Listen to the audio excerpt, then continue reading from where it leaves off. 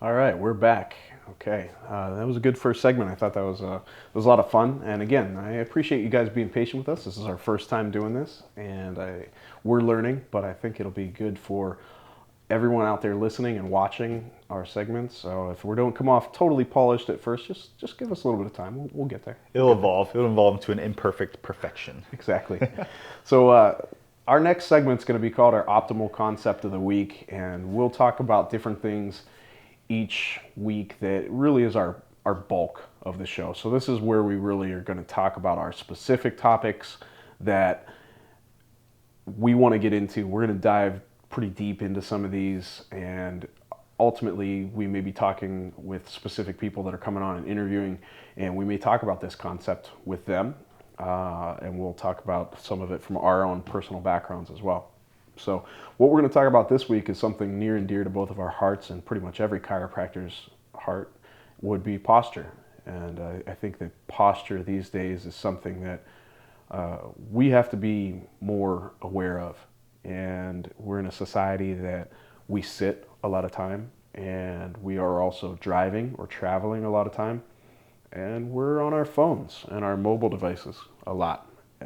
So we have to do a better job. And I think in part of that learning to do a better job, we have to know what the goals are. So one of the big things is head position. So Dr. Jim's going to talk a little bit about some of the stats on head position. All right, guys. So the head weighs between 12 and 14 pounds, depending on the research that you read. And I just want to talk about biomechanics. So for those of you who are listening on the audio, I'll try to describe it a certain way. And then those on video, you'll obviously be able to see kind of the demos that we do. And we'll branch off into some of the individual videos for YouTube on some of these tips as well. So if you're looking at somebody from the side, you see their head, and then you obviously can see their neck, and then you see their torso. So kind of where the shoulders meet the neck. For every couple of quarter of inch or half inch or inch that the head goes forward in front of the shoulders, that adds more weight to the tiny little structures of the neck and the upper back, okay? And we're speaking of the discs, the facets, and the muscles. So the discs are your shock absorber of the spine. So those are naturally going to hydrate with movement, okay? And as we don't move, or we sit at a desk all day, or we stand at a desk all day, that stagnant posture can start to add unwanted pressure to those, delicate tissues. So just some simple stats. So if you're tilting your head a mere 15 degrees forward, research shows that can put up to 27 pounds of pressure on your spine and can lead to early wear and tear, degeneration, and possibly, down the road, the stuff that we're trying to avoid, which would be, the surgical conversation.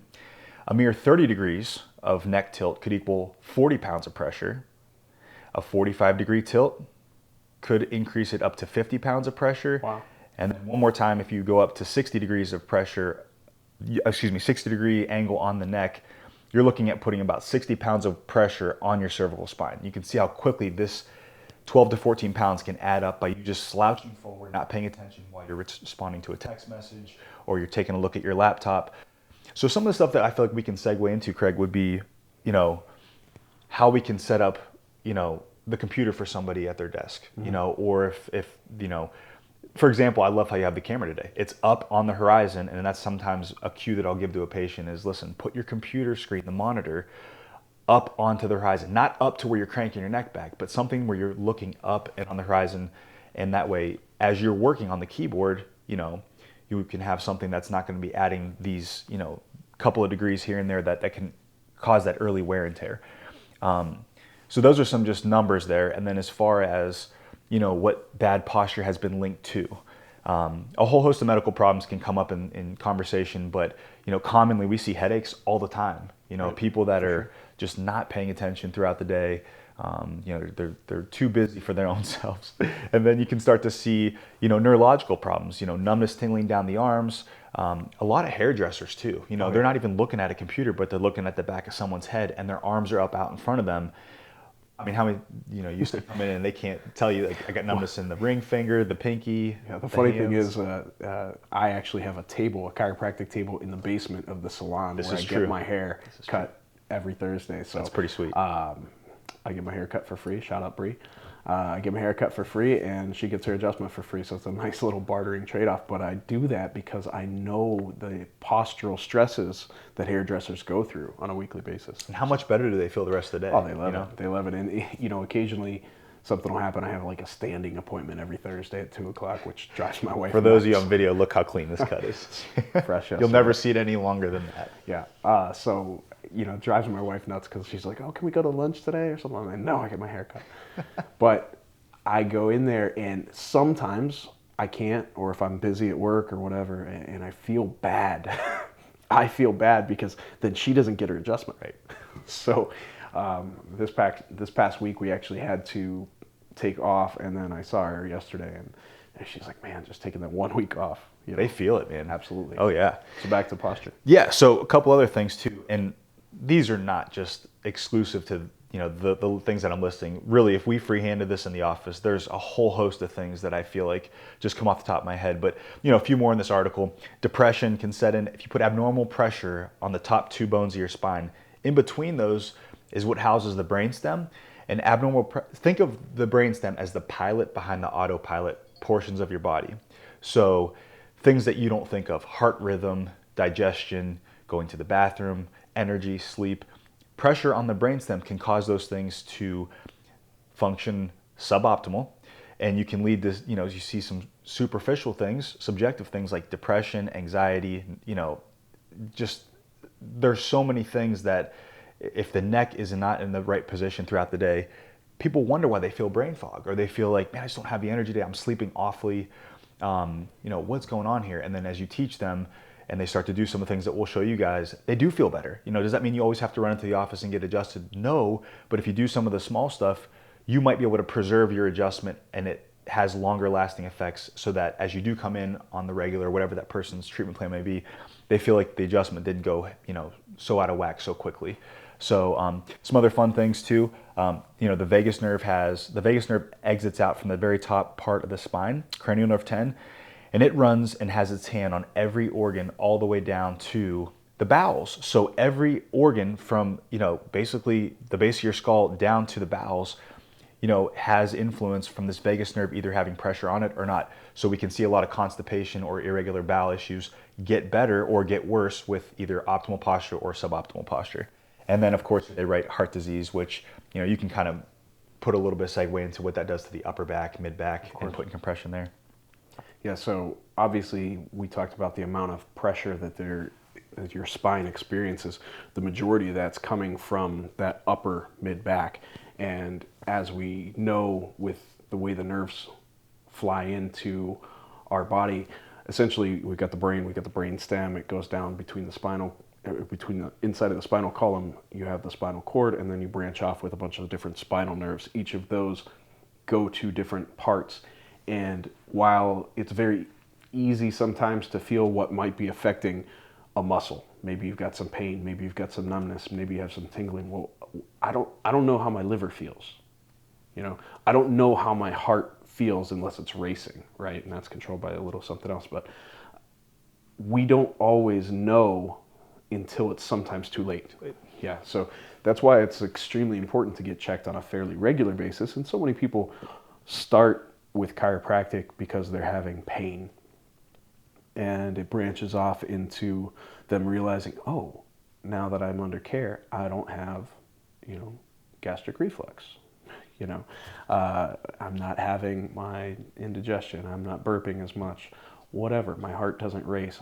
I feel more normal. I have a patient right now who, was dealing with a lot of anxiety, and since he's been under chiropractic care, and we've been supporting his adrenals and some other things, he's been phenomenal. He's like, I can't believe how much better I feel since I've started getting adjusted. So incredible. And he had a lot of issues in that upper mid back, and we know that it was just because of the posture on that. We will definitely run with the adrenals one day, because you could have multiple episodes on that. But if you're certain glands that are responsible for hormonal releases, if they're not on the right wavelength, if they're all off kilter, the whole system's off, exactly. And that's really hard to fix somebody if they don't have that. But that's, for another day, but those are some of the things that we're seeing come in. The other thing too I was going to say is, for a patient that's dealing with like an acute gastritis, digestive issues, That's one conversation, but you take a person who, hey, I don't really feel too bad. I just kind of want you to check me. They take that non-symptomatic digestive tract and they can take it to another level where they feel like, not only am I feeling the difference in digestion, but I'm feeling the difference in the energy I'm getting from the food that I'm consuming. Right. Isn't that pretty cool? Right.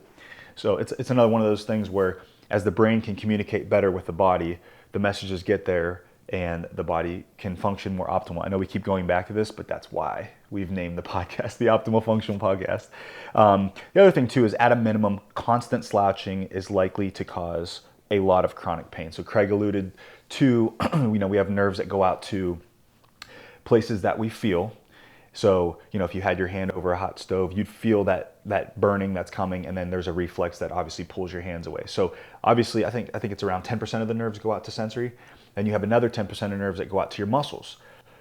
That's the majority of what people come into the office. They say, hey, I've got some kind of pain, I've got some type of muscle issue, fix me, doc. Right. 80% of the nerves go out to organs. So you'll hear us a lot talking about the function of the body, the physiology of the body being altered through the chiropractic adjustment. And so when we're now flipping it back to the musculoskeletal issues, us being in an suboptimal, posture can lead to these muscles just being tired of holding that head too far forward and anchoring. So one of those things that we want to work on is, some tips and drills that we can give folks to kind of work on these daily, so that way they can have more options in the morning, taking breaks during work, and then maybe when they come home from a long day at work, to break away from the desk life, what have you. Yeah, so I think that one of the easiest things that I teach my patients is knowing what good posture is, okay? And there's a difference between level and plumb. So plumb is straight up and down. My architect friends have taught me that. So we want to shoot for having the earlobe, the shoulder, the hip, if we're sitting, all plumb. So that's a straight up and down line. And if we're standing, you can include what's called your lateral malleolus, which is that little bony part on the outside of your ankle. So if those all stay in line, then we can resist gravity. And ultimately, posture ends up coming down to gravity. And I don't think that anytime soon we're going to be shutting off gravity here on Earth, and we're not ready to colonize other planets. Maybe when that happens, we'll be taller and have better posture and all that happens. But right now, we're stuck here on Earth with gravity, and gravity puts pressure on that spine. So everything's with leverage. And those numbers, those stats that Jim was talking about, it's because that head is forward, it increases that amount of downward compression on the spine because of leverage.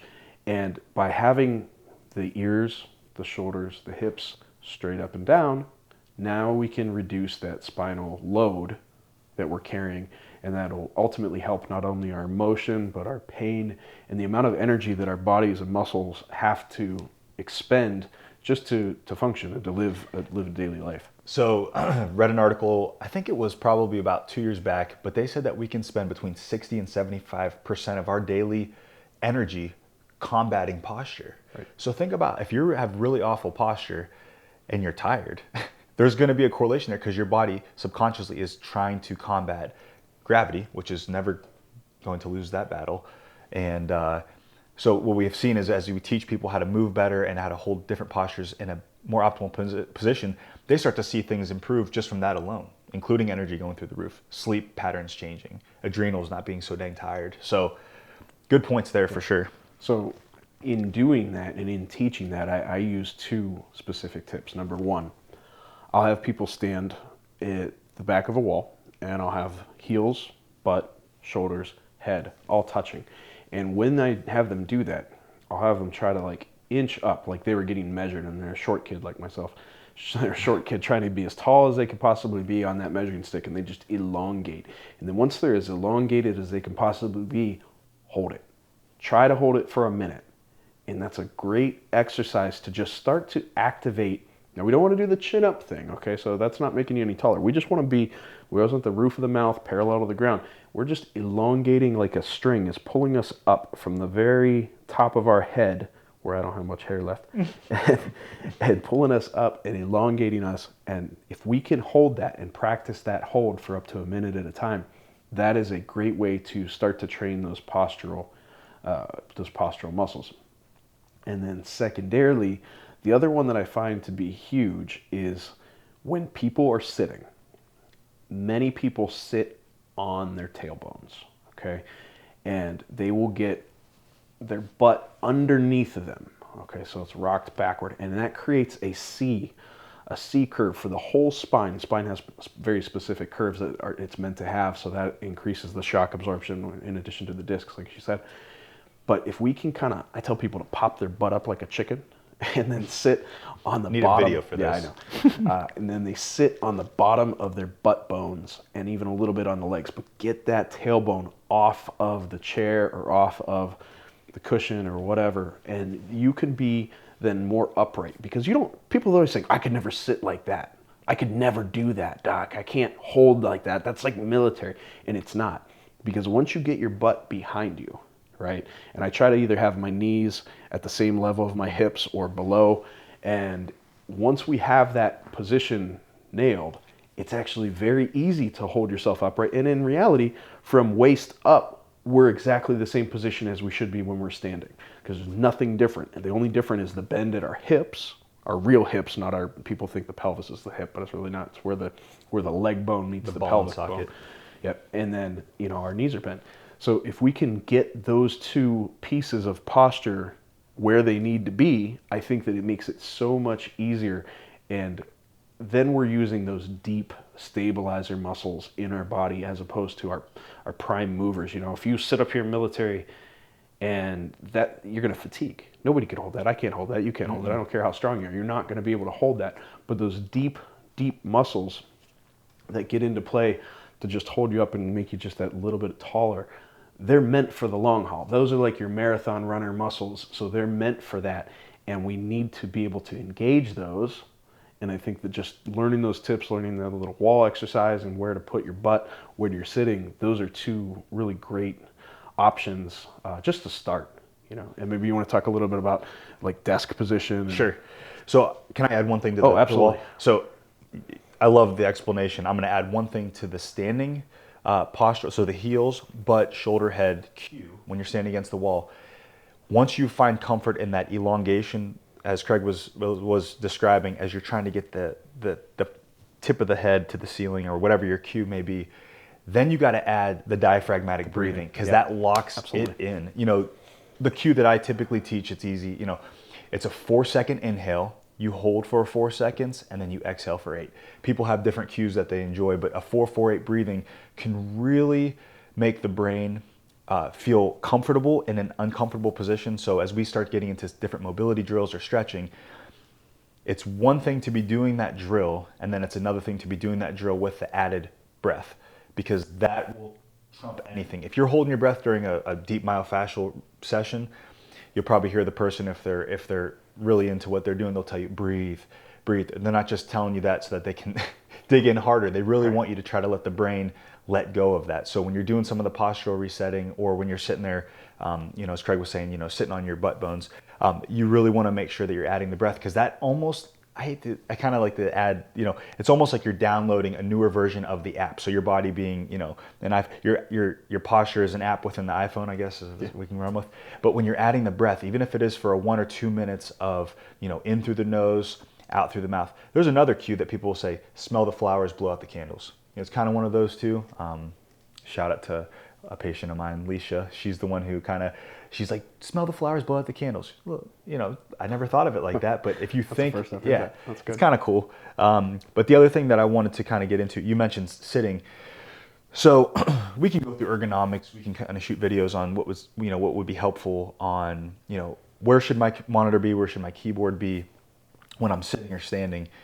One of the things that I've taught some of my patients through the years is a good old-fashioned wobble disc, and you can slide that under your bum, and you could have one that they're like $10 or $12 off Amazon. We can, down the road, show you those too.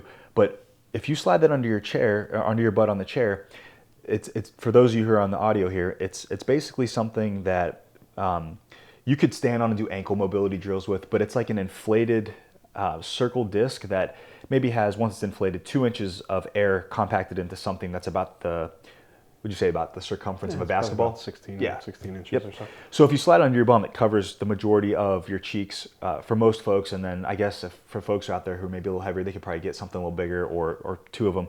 But what you can do is you can kind of rock the pelvis forward and backwards or side to side while you're sitting to hydrate what's happening north, which are your discs. Your discs, yeah, good posture is important when you're sitting or standing, but for anybody who sits too long or stands too long knows that they have to do the opposite to take a break. So if you're sitting for 59 minutes out of the hour, you probably need to stand for 1 minute to kind of help undo all that compression to the spine. By the way, I don't know if you're comfortable with this or not, but everything that I've seen, intradiscal pressure, so the pressure inside the disc, can increase up to 200% compared to standing. So when you're sitting, there's so much more added pressure to your spine. That's why we always say you got to get up and move. Just take breaks, walk to the water, the water cooler and come back. Make time, set an alarm on your phone. So I don't think any static posture is perfect. You got to constantly move. If you stand all day, have a second where you're sitting or put one foot in front of the other and walk around. But I like the wobble disc for a way for you to kind of add motion to the spine while you're sitting. And actually, if you did that throughout the day, you might find that when you go home at night, your spine doesn't feel so dang stiff. And sometimes people don't feel that till the next morning. But if you can add hydration to the facet joints and discs, which we can show you guys, in a separate video there, but the body will feel much looser and much more mobile the days after. And of course, you can't just do this for one day. Anything that we teach you guys, try to string together some momentum. Do it for a week, do it for a month, Absolutely. And see how you feel. Yeah, and I think that one of the big things we'll talk about, and we'll constantly come back to this, the body is designed to move, okay? So I can sit here and describe that perfect posture, but if you locked yourself in there for 10 hours, it's still not good, right? So one of the reasons for that is the discs, they don't have a big blood supply. Their nutrient force comes by something called imbibition, fancy word, right? Basically, I would describe it as a sponge in a bucket of water. And if I were to squeeze a sponge, put it in a bucket of water, and let it go, that sponge is going to absorb some water from the bucket. If I never squeeze that sponge again, that same water is going to sit in that sponge, and it's going to get kind of nasty, right? So if I sat there and squeezed, released, now that sponge is exchanging the water with the water around it, and the discs kind of do the same thing. I love that example. They get their nutrients from this squeeze and release, and you can't squeeze and release if you're not moving. So, people want to jump onto like bed rest because their back hurts. Sometimes that's the absolute worst thing in the world for you. And I'm surprised at how many physicians are still advocating that today. It blows my mind. I like, I'm going to steal this one from Dr. Chad Teague up in a different part of Ohio. He has something that he just writes it real simple, 2 words: movement cures. And it does. You can't sit around. You got to move. Find more ways to move throughout the day. That's kind of things that I'll put out there. But, if you guys are looking for more ways to move, ask us. We're always happy to include those into the next segment or the next episode. So, that's kind of what we enjoy doing, is finding more ways for you guys to get up and move so that you don't have pain. Right. So, finally, we want to touch real quick on some of the other postural stuff here. Yeah, so we'll go on the positive side too. We've kind of included, what posture does if it's not in the most optimal position. But when you are, experiencing, long-term, benefits, when you are starting to practice better postural, whether it's sitting or standing, you're starting to include that. What are some of the things that you might be looking at? So studies have shown that it can increase the different hormones within the body. So we kind of went back as if you're in not a great position, pressure on the nerves, unwanted added pressure to the body. Certain things can't happen in the body like an orchestra, like it would like to. So as we start to include better posture practices throughout our day, you might find that certain hormones like testosterone and estrogen in the proper balance will start to elevate and start to normalize. And also there's happy hormones in the body like serotonin that will also release. So that can help with recovery, aid in sleep and digestion. And then, it does help push down and reduce levels of the stress hormone cortisol, which we know can increase unwanted water weight around the belly. Too much cortisol can have sleep deprivation issues. And then, that's just one more level of stress that we don't need on the nervous system. So, yeah. And to that same thing, let's be honest, okay? We are in a society that we still focus a little bit on how we look, right? Sure. I mean, I know we have an Instagram account, and I know what some of those Instagram pictures look like. People want to look good. They want to be perceived as looking good. Let's let's be honest here. If you have crappy posture, you don't look great. I mean, you don't look You don't great. look confident? No, Nope. you look kind of slumped over. You look shy. You look uncomfortable, and because of some of the things that Jim was just mentioning, when that improves, yeah, other people start to notice, and then guess what? You also become more confident. You have those good hormonal releases, and you can actually act upon them. And you know, I think about Tony Robbins. The looking in the mirror type stuff? Yeah. I think about Tony Robbins, and you know, this guy just exudes confidence. If there's somebody out there that is more confident than him, and I just think about how his posture is, this big, tall giant of a guy, and he's always been one of my idols, but he's just this super great posture everywhere he's going and walking. And what does he do? He practices all this stuff. You see him practicing his posture and doing his exercises and getting a good workout in all the time. So I do think that there's a little bit of a vanity component to the posture too that we're not going to ignore. You ever notice with tall folks, they don't want to stand up all the way? Yeah, and I don't understand. Listen, man, if I'm 5'7", 5'8" on a really good day, I'm trying to be as tall as I could possibly be. And I think that sometimes kids will get tall early in life, and they may pass their peers, and then they get a little bit shy about it. And I think that they just want to hunch down just a bit. You know, you don't see that typically in the NBA too often. Nope. You know, because they have their goal. They're not shy about it. They knew, hey, I'm going to be a basketball player or whatever. Maybe they developed and they said, this is what I want to do. But yeah, a lot of folks that are tall, they just kind of crunch down. And leverage, going back to what we were talking about before, the leverage on those folks, if they do have poor posture, is far more detrimental than it is to short guys like me. Yep. It's exponentially greater too. And you see a lot of common things. I don't know if you see this too, but you know, you see like the digestive issues, the breathing issues, and sometimes even like the fatigue, because that posture coming forward crushes down on some of those nerves going to the heart, the adrenals, the lungs, digestion. So stand up, America. Yeah, absolutely. So we're going to take a little bit of a break. We're going to come back with a question that we were asked, and we're going to talk a little bit about that. So let's see if we can get a little bit different shine down music. Yeah, and we'll be back in just a minute.